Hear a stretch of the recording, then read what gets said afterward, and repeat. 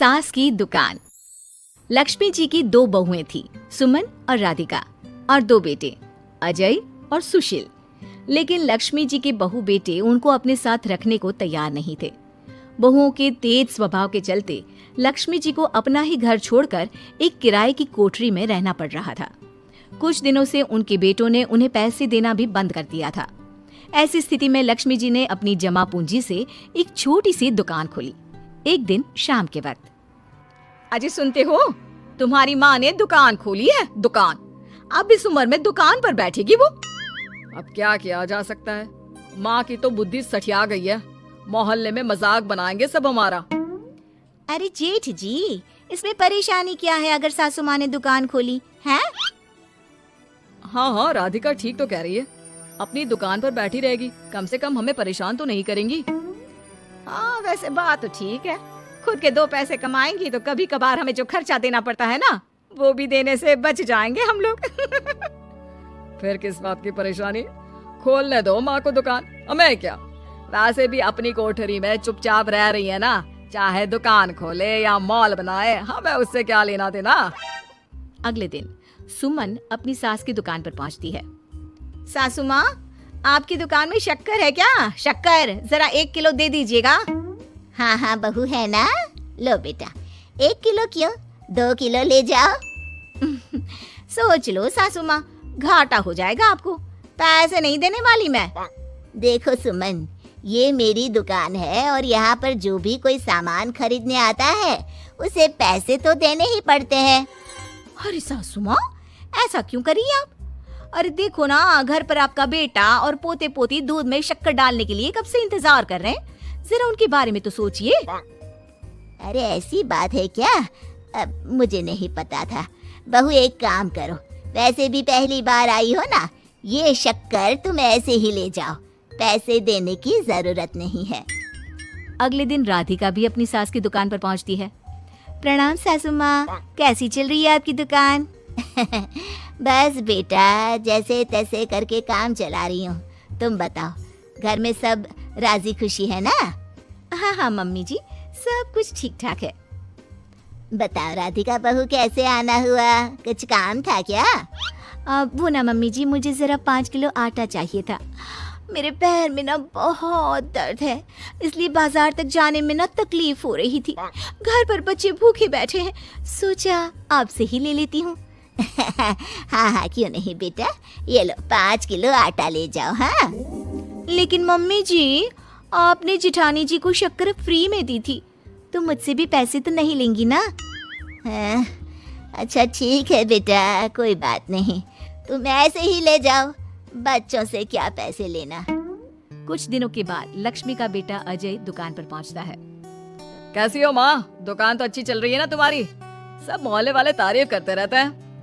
अब क्या करूं बेटा, तुमने तो मुझे सहारा दिया नहीं, गरीब माँ को घर से बाहर निकाल दिया। कुछ तो करना पड़ेगा ना अपना पेट पालने के लिए।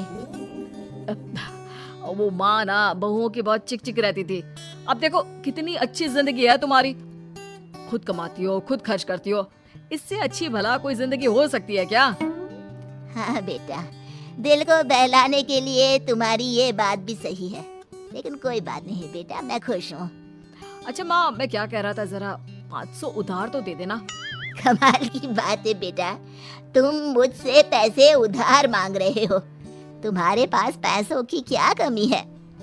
अरे माँ, इस महीने की तनख्वाह नहीं आई और आप तो अपनी बहू को जानती है ना, उसे शॉपिंग करनी है। जल्दी वापस लौटा दूंगा माँ।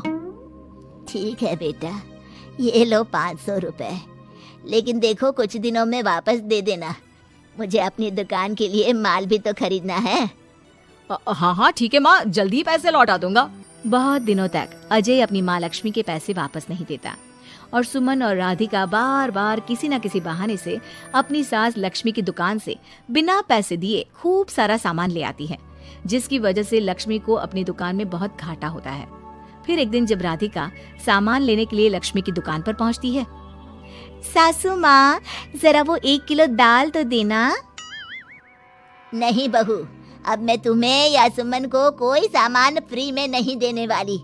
तुम लोगों ने कभी कोई मदद नहीं की मेरी। उल्टा मेरी दुकान से फ्री का सामान ले जाकर मुझे मुश्किल में डाल दिया है। लेकिन मम्मी जी, हम तो आपके बच्चे हैं ना। अगर इतना ही मेरे बच्चे हो तो फिर मुझे घर से बाहर क्यों निकाल दिया? देख बहू, अब मैं तुम्हें 1 रुपए का सामान भी फ्री में नहीं दूंगी। और जाकर सुमन को भी कह देना, आए दिन तुम्हारा पति मुझसे उधार ले जाता है और वापस भी नहीं लौट आता। राधिका गुस्से में घर वापस आती है। घर आने के बाद, क्या हुआ राधिका, बहुत गुस्से में लग रही हो तुम? सासू माँ की दुकान पर गई थी ना? सासू माँ का तो कुछ करना पड़ेगा, जब से ये दुकान खोलकर बैठी है। अक्कड़ तो देखो उनकी। अरे लेकिन हुआ क्या है? होना क्या है, दाल लेने गई थी, मुझे 4 बातें सुनाकर उल्टा भेज दिया, कुछ दिया भी नहीं। ये तो सासू माँ ने ठीक नहीं किया। देखो मेरे पास ना एक बहुत अच्छा प्लान है। कैसा प्लान भाभी? हम अपनी सासू माँ की दुकान में किसी चोर से कहकर चोरी करवा देते हैं और सारा सामान अपने घर मंगवा लेंगे। उसके बाद हमारे पास फ्री में सामान भी आ जाएगा और सासू माँ की अकल भी ठिकाने आ जाएगी। ठीक है भाभी, मैं आपका पूरा साथ दूंगी। आप जल्दी से ये काम करवा दीजिए। और 2 दिनों के बाद सुमन और राधिका एक चोर से मिलकर लक्ष्मी की दुकान में चोरी करवा देते हैं। हे भगवान, ये क्या हो गया? इस उम्र में जैसे तैसे अपना गुजारा कर रही थी, लेकिन चोर मेरा सारा सामान लेकर चले गए। अबे क्या होगा? तभी वहाँ पर राधिका और सुमन पहुँच जाती है। क्या हुआ सासू माँ, बहुत दुखी लग रही हैं आप? अरे क्या बताऊं, मेरी दुकान का सारा माल चोरी हो गया। अब अगर आप अपने ही बहू बेटे को सामान नहीं देंगी तो ऐसा तो होगा ना सासू माँ। अब राधिका की बात सुनकर लक्ष्मी को यकीन हो जाता है कि इस चोरी के पीछे कहीं न कहीं उसकी दोनों बहुओं का ही हाथ है। लक्ष्मी एक प्लान बनाती है। पैसे उधार लेकर अपनी दुकान में फिर से खूब सारा सामान ले आती है।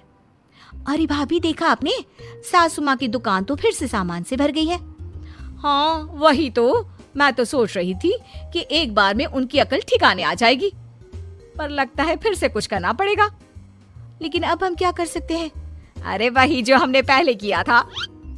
इसका मतलब फिर से चोरी करवाएंगे? हाँ, उसके बिना हमारा काम कैसे चलेगा? और इस बार चोरी करने हम दोनों चलेंगे, कुछ नहीं छोड़ेंगे उनकी दुकान में। सुमन और राधिका दोनों मिलकर लक्ष्मी की दुकान में चोरी कर लेती हैं और सारा सामान चुपचाप अपने घर के स्टोर में लाकर रख देते हैं। लेकिन सुबह होते ही लक्ष्मी पुलिस लेकर सुमन और राधिका के घर पहुंच जाती है। इंस्पेक्टर साहब, मेरी इन दोनों बहुओं ने ही घर में चोरी की है। अरे ना ना इंस्पेक्टर साहब, ये हम पर झूठा इल्जाम लगा रही हैं। अरे हम क्यों इनकी दुकान में चोरी करने लगे? माँ, आपको शर्म नहीं आती अपनी बहू पर झूठा इल्जाम लगाते हुए? हाँ माँ, हम आपके बेटे हैं और ये आपकी बहुएं हैं, आप ऐसा कैसे कर सकती हैं? लक्ष्मी जी, क्या आपके पास कोई सबूत है? अरे इंस्पेक्टर साहब, आप इनकी बातों में मत आइए। ये हमारी माँ है और इनकी दिमागी हालत ठीक नहीं है, इसीलिए तो हमसे अलग रहती हैं। इंस्पेक्टर साहब, मेरी दिमागी हालत बिल्कुल ठीक है और मेरे पास इन दोनों के खिलाफ बहुत बड़ा सबूत है। बताइए, क्या सबूत है आपके पास? आप जरा मेरी दोनों बहुओं के हाथ पानी से धुलवा दो, फिर सब कुछ साफ साफ पता चल जाएगा। अरे हाथ पानी से धोने से क्या होगा माँ? आप दोनों मेरे सामने अपने हाथों पर पानी डालिए। जैसे ही राधिका और सुमन अपने हाथ पानी में डालती हैं, उनके हाथों का रंग लाल हो जाता है और ये देखकर सब लोग हैरान रह जाते हैं। अरे ये क्या, तुम्हारे हाथों का रंग अचानक से लाल कैसे हो गया? क्योंकि मैंने अपनी दुकान के सारे सामान पर एक तरह का केमिकल लगा कर रखा था। मुझे पता था जो भी चोरी करने आएगा वो सामान को अपने हाथों से उठाएगा और उसके हाथों पर रंग लग जाएगा। अरे माँ, आप तो बहुत चालाक निकली। इसे चालाक नहीं बेटा, बुद्धिमान कहते हैं। और जिसके तुम्हारे जैसे बहू बेटे हो, उसे थोड़ा बहुत तो अपनी अकल से काम लेना ही पड़ता है ना। शर्म नहीं आती आप लोगों को अपनी ही माँ को परेशान करते हुए? हमें माफ कर दीजिए सासू माँ, हम आइंदा ऐसी गलती कभी नहीं करेंगे। और हाँ, आपको अपने साथ रखेंगे, आपकी सेवा करेंगे और पूरी इज्जत भी देंगे। हमें माफ कर दीजिए।